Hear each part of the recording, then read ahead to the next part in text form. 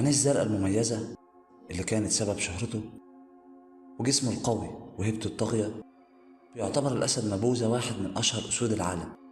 أسد عمره كسر 12 سنة، سيطر على تمبيفاتي وكلاسيري وثورني باش وغيرهم، وهزم تحالف تريلوجي القوي وسيطر على إناث أبوكا ومنوانا وغيرهم، وأقام ملك أسطوري بمفرده، ولسه قادر لحد النهاردة يحافظ على ملكه ونفوذه.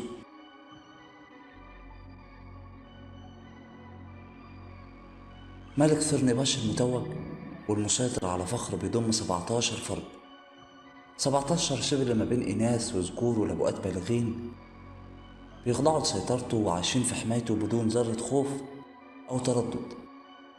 لو حالفك الحظ ورحت رحلة لقلب كروجر بارك وتمنيت تقابل أكتر أسد مميز هناك، بيتهيألي مش هتختار غيره. أهلا بيكم في أرض العجايب. النهاردة هنتعرف على الأسد مبوذا، ملك ثورني باش، صاحب العين الواحدة. بس في البداية خلونا نصلي على المصطفى عليه أفضل الصلاة والسلام، ونفتكر اخواتنا في غزة بالدعاء. الدعاء يا جماعة بيغير الأقدار، وهم محتاجين إن قدرهم يتغير. واعمل دلوقتي إعجاب بالفيديو ومشاركة واشترك في القناة لو لسه مشتركتش، ويلا بينا نبدأ. البداية كانت في سنة 2016 لما تمت أول عملية رصد لذكر مميز. في البداية كان ذكر مبوذا ضمن تحالف مكون من أسدين، وأول ظهور ليه كان في محمية كلاسيري الطبيعية. وقتها كان عمر مبوذا وشريكه من 4 ل5 سنين، وطبعا بسبب شكل عينه المميزة كان محط اهتمام الجميع، واللي هقول سبب كونها بالشكل ده خلال الفيديو إن شاء الله. وبرغم كونهم أسدين شباب، إلا إنهم اتحدوا تحالف تريلوجي قوي، التحالف المكون من 3 أسود بالغين. والمفاجأة بقى إنهم قدروا بالفعل يطردوهم من أرضهم ويستولوا عليها.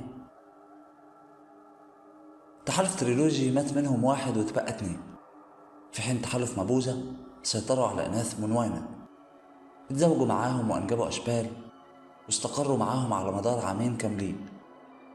وكانت منطقة تواجدهم في الجزء الشرقي من كلاسيري، لحين ما مات أحد الأسدين في عملية صيد جاموس بري.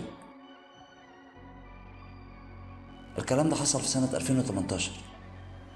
ساعتها بقى وصل للمنطقة تحالف جديد مكون من أسدين اتعرفوا باسم تحالف روس. وبعد بعض مناوشات بين التحالف الجديد وذكر مبوذا، اتمكن من إخافتهم بشكل دايم، وعاشوا في مناطق مجاورة ليه على استحياء. الذكر الوحيد قدر يقوي موقفه أكتر بانتصار جديد، وساعتها زاد ظهوره في منطقة ثورني باش. وفي نهاية العام استولى على إناث أبوكا برايد اللي كانوا مستقرين وقتها على الحدود الشرقية بين تمبافاتي وثورني باش. وبعد فترة أنجب 6 أشبال منهم. وعلى الناحية التانية كان ذكر من ذكرين تريلوجي الناجيين مات في عملية صيد برضه، واتبقى ذكر وحيد. ومع مرور الوقت ابتدت تسوء حالته الصحية، إلا إنه برضه فضل مهيمن على الجزء الشمالي من المحمية. ومن منطلق رد الاعتبار والانتقام في عالم الأسود، كان دايما الذكر الناجي الوحيد بيحاول يتحدى ذكر مبوذا، لحين ما قرر الملك مبوذا ينهي حياته تماما، وقتله في معركة كانت الأخيرة ليه. وبرغم كل الانتصارات دي، إلا إن الحياة ما كانتش وردي قوي بالنسبة لمبوذا. يعني دايما كان بيخوض تحديات ومحاولات هجوم من أسود معادية، كل ده هو بمفرده. ويمكن أهم المحاولات دي كان ظهور تحالف جديد اتعرف باسم تحالف إكسيكوكو تسو. هو اسمه كده ما تضحكش. ده تحالف مكون من ذكرين ظهر في أواخر 2019، وبدل من الهجوم على مبوذا اتحالفوا معاه، أو بالأحرى هو قدر يكون تحالف معاهم.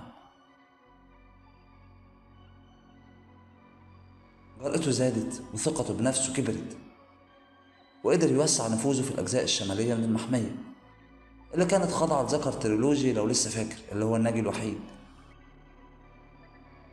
كل اللي قلته لك ده كان النص الأول من الحكاية، لسه النص الباقي والأهم. هات كوباية شايك بقى، واعمل دلوقتي إعجاب بالفيديو واشترك في القناة وادعي لإخواتنا في غزة، ويلا بينا نكمل.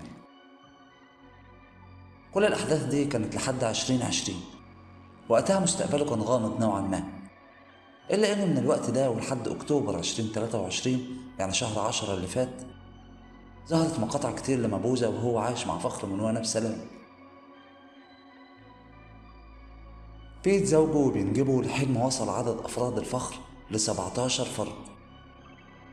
مهمة أشبه بالمستحيل إنك تحافظ على العدد ده ما بين حماية لعمليات صيد لإطعامهم، غالبا عمليات صيد يومية ولازم ينجح فيها برفقة الإناث. بالرغم من كده إلا إنه قدر ينجح وينجو ويحافظ على فخره. وأخيرا بقى نيجي لسبب عينيه الزرقاء المميزة. البعض قال إنها إصابة معركة، خصوصا إنه اتشاف كبير، يعني ما كانش تحت الأضواء وهو شبل صغير. إلا إنه السبب المنطقي أكتر إن عينه الزرقاء دي بسبب حالة مرضية معروفة باسم جلوكوما، وهي مرض بتتولد بيه الحيوانات بيأثر على العين بالصورة دي. ومع ذلك إلا إن شكله المميز يعتبر من أهم سماته من وجهة نظري.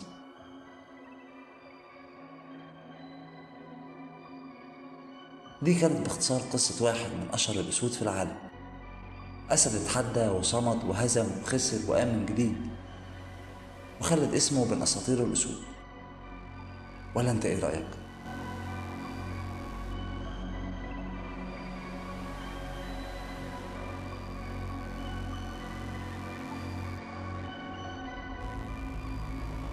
وفي الأخير أتمنى يكون الفيديو عجبك وتكون استفدت بمعلومة جديدة.